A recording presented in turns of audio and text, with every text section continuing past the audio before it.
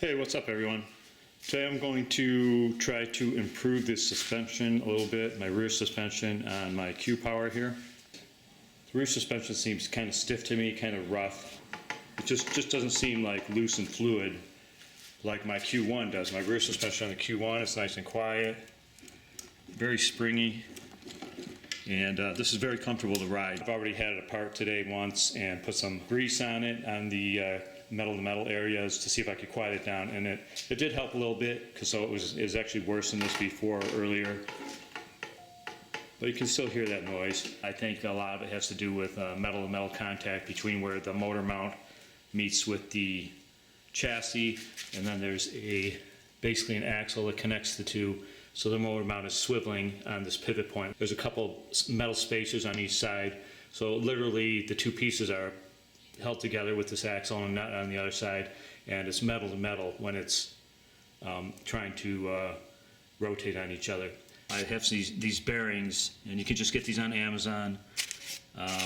Here's the part number 6000 ZZ C3, and they're very cheap. And then I found a washer, for each side as well, that will work with them, because I needed to take up a little bit more space. Basically, the metal spacers that are on the scooter are about the same size as this, and of course these being bearings, rather than having the metal to metal contact, this will spin nice and easy, eliminating the friction and hopefully some of that noise, and hopefully make the suspension on the rear seem a lot nicer like it does on the Q1. First thing I'm going to do is remove my rear wheel to get the weight off that motor mount before I take that axle out. So I'm going to just take the motor off. It slides off the back here. Remove the two bolts, one on each side. The two nuts, one on each side, and then the forks kind of point backwards, so the wheel will slide back off. And because it's connected to the motor wire still, I'm going to just like set it on side here on a bucket. But the point is to get the weight off the motor mount. Something to keep in mind when removing either of the wheels on the scooter is those motors are fairly heavy. So if you have it sitting up on a stool or something like this, and let's say I remove the rear motor without thinking about it, I'm taking a lot of weight off the rear end. And once I pull that wheel off, the weight dynamic is going to shift to the front, and the front of the scooter is going to want to go this way after I remove the rear wheel. Something I always do is throw a cinder block like this over the center of the scooter where it sits on the bench or whatever, so when I pull that rear wheel off, there's still enough weight right there to hold it to keep the scooter from falling forward. Okay, so I've loosened the nuts on both sides of the axle. Before you remove the wheel, again, you can see the forks just face to the back, so the wheel is going to slide back out. Take note of the hardware, where the hardware position is. So I've got a washer, which is kind of a lock washer. It goes into that tab there. So that's on I got the nut, the lock washer on the outside, then the motor mount, and then on the inside there's another spacer before it goes up to the motor. Same thing on the other side. I've loosened my nut. I have the washer that locks into the chassis there, or into the motor mount. Then the motor mount itself, and then another spacer before it meets the motor. Okay, in my case here, since my motor wire is short, I don't have a lot of slack in that.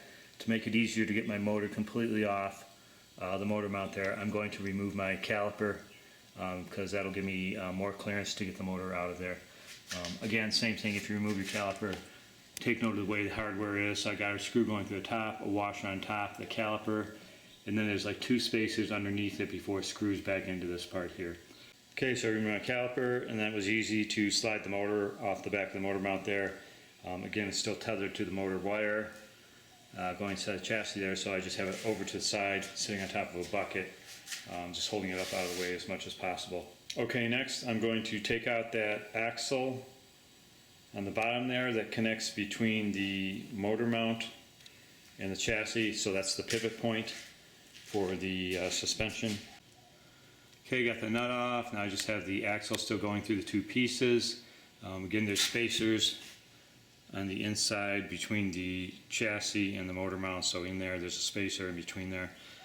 So I just need to back the screw out. If you need to, you can take like a rubber mallet or something like that, get it started so it goes in the hole, and then you should easily be able to pull it out the other side. So we're just going to pull this out now, and there's two spacers that have stayed in there. so I'll have to poke those out. But I've got the axle out now, and you can kind of see the edge of the spacer. So I need to knock that out on both sides. So here's the two spacers that came out of the back there. As you can see, these are about that wide.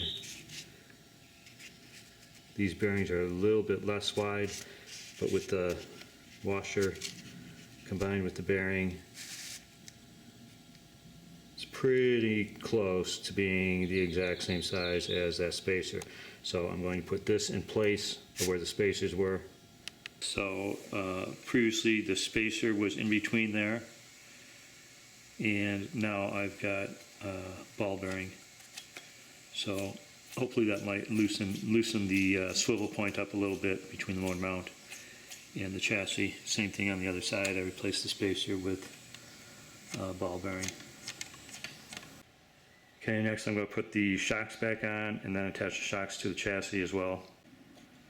So for my shocks, first I want to adjust them first to where I want them. I always want the softest ride, or more springy, so to speak, ride compared to like a stiffer one, you know, just to go over bumps and stuff nicely. So you can adjust the tension of the spring by turning this. Of course, you have to hold this top part here, and then, you know, rotate this. So right now it's almost all the way out. You can see there's a gap. The spring is really loose in there. So to get the springiest ride, you want to have this as far out as possible, but not have a gap there. If you want to tighten up the ride, or maybe if you're a heavier person, I weigh about 180, and I like it completely loose. But if you were, you know, over 200 or something, you might want to tighten this down a little bit. It's all to your liking, so to speak. But anyway, screwing this down to compress the spring will make it a tighter ride. Letting the spring be as flexed as possible with no rider weight on it will be the more loose ride, so to speak, or springier. So again, I've got this adjusted up. The spring moves back and forth, so I don't want that. I'm just going to turn this nut back down. I'm going to have to hold this when I do it, so like that. Got to hold this top part, and then I'm going to screw this part down so it gets closer to the spring. And now it's made contact with the spring. So I've taken that spacing out, so the top of this is sitting just on top of the spring. I'm going to tighten it just a little bit more, and that's good. Okay, I'm going to do the same thing with the other one.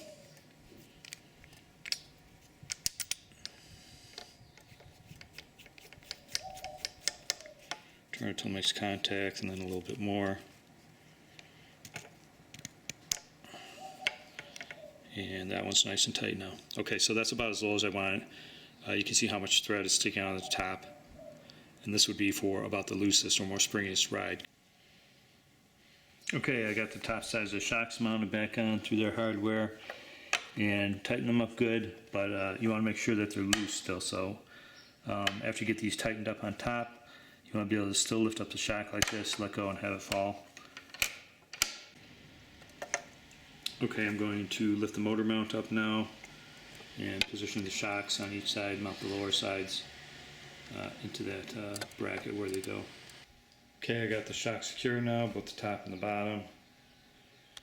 Next thing, I'm going to throw the motor back on, and then the caliper last. So when you put your caliper back on, again, you get your hardware in there, screw, washer goes to the caliper, and then those two spacers before it goes into the base there. Get the screws so they're snug, and then back them off a little bit so they're a little bit loose. And that's because these holes in the caliper are oval, so there's some play on each side. So when you put this back on there, you're going to have to line it so you get as little rubbing as possible between your rotor and your brake pads. And again, you'll have some play back and forth like this. Leave them loose a little bit so you can adjust it. And spin the tires so where you have as low rubbing as possible. While you're holding that, then tighten down the screws. Alright, go throw the deck back on, put this thing back on the ground and see if it's made any improvements to that rear suspension. I took this thing out on the road, rode back up and down a couple of times, and it seems a lot better. More springier in my suspension. You can see there, it's more like my Q1 now. Has a lot of springiness to it. And it's so much quieter now. There's no noise whatsoever from it. The other noise you're hearing is just my bag bumping along the top up here.